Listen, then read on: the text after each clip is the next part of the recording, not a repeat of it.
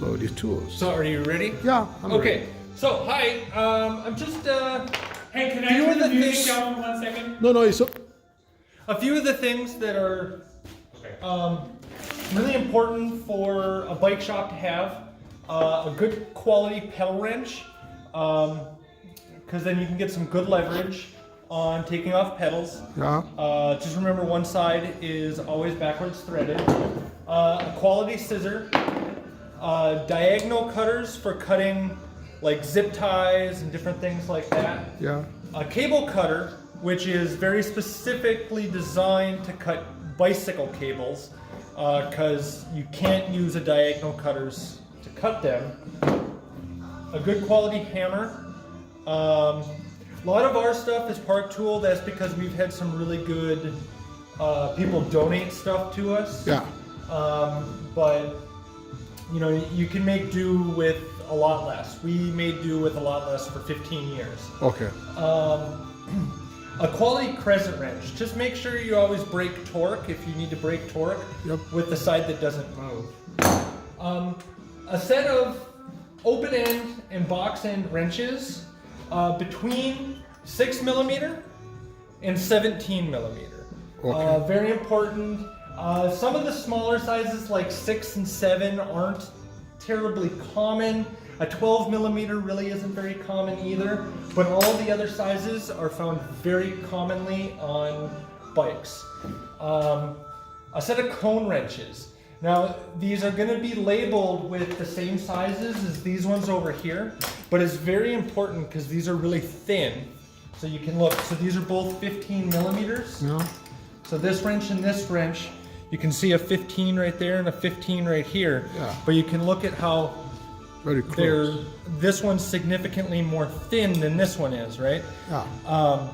So these are designed for, if you can move the camera down, for getting down in between here Yep. and tightening up wheel bearings.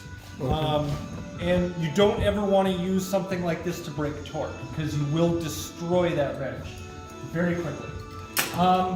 Other things that are super important are a 15mm socket. You shouldn't need any more than a 15mm socket. Occasionally there's a few other random sizes, but not very often. A couple specialty wrenches. Yep. So these ones right here, you can use a crescent wrench in place of this one, but this one's really nice. It's on the thinner side for headsets, so tightening up bearings on forks. Okay. This is for bottom brackets, so you can use these tongs on bottom brackets to tighten and loosen bottom brackets. And this is for a different style bottom bracket. You got a thing here. There's one more tool for a bottom bracket that's really important.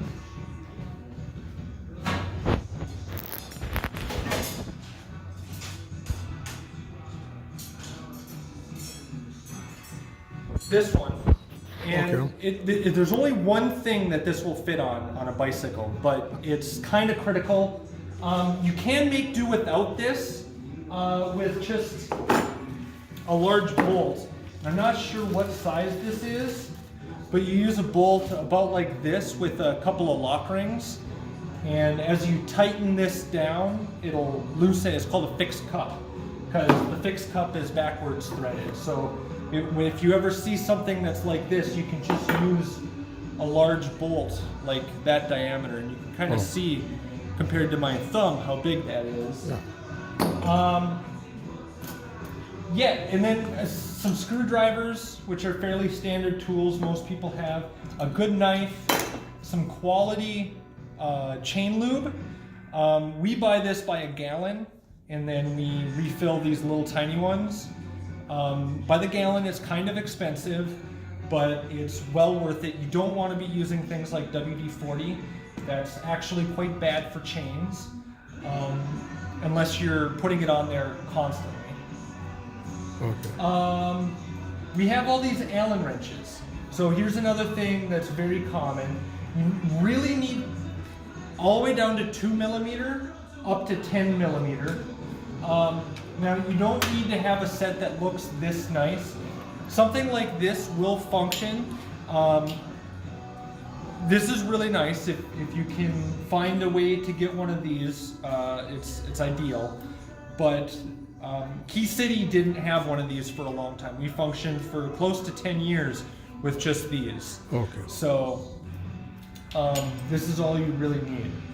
And that's about it. I mean, a chain tool and a chain checker is a good idea. So a chain checker looks like this. You got two different sides. You got a 0.5 and a 0.75, and that represents the amount of wear that a chain has.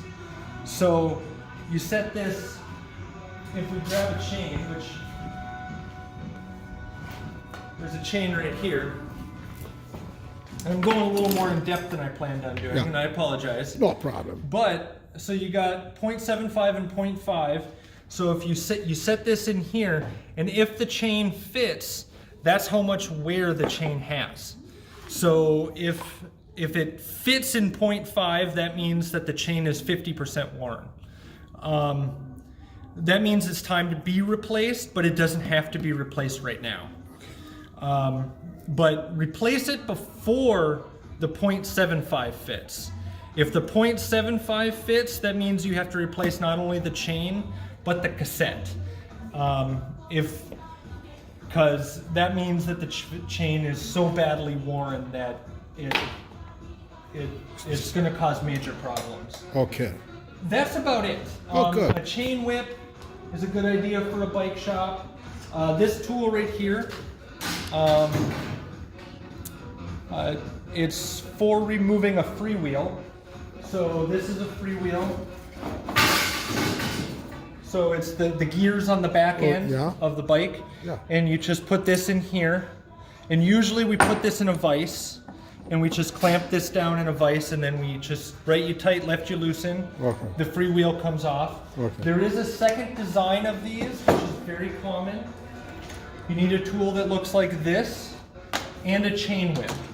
You can make do without a chain whip. You can just use like an old chain, and just find a way to hold the cassette still. Which a cassette, it looks similar to this. Yep. I don't have one right here. I could grab one, but it's easy to find some videos on how to remove a cassette. Okay. So, yeah, I think that's a good description of the tools. Oh, good.